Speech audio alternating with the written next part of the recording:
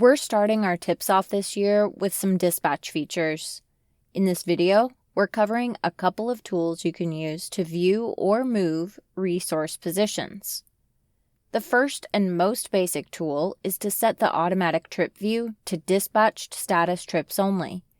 If you're live dispatching, this will show you all of the trips that are actively in progress. The Dispatch Board Position tab is designed to show you the last known location for your resources. At a glance, we can tell that this driver was last in Salome, Arizona on January 26th at 1300. We can double-click on this line to open up the trip.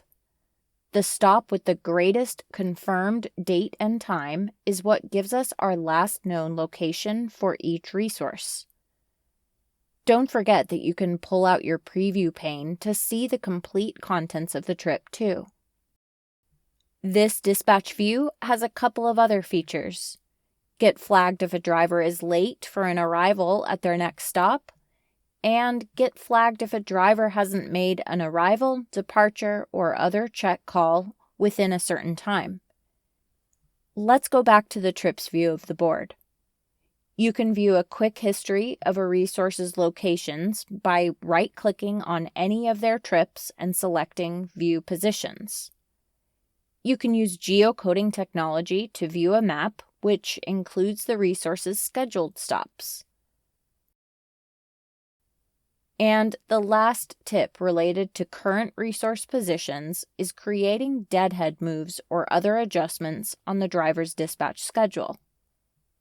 Segment Plus has a couple of dedicated features that automate bobtail or trailer moves occurring after a driver completes a load.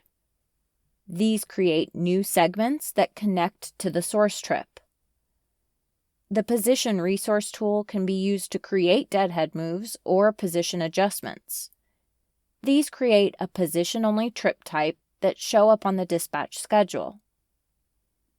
That's it for this month's tips. Check out the dispatch section of the knowledge base for more information on all of these features.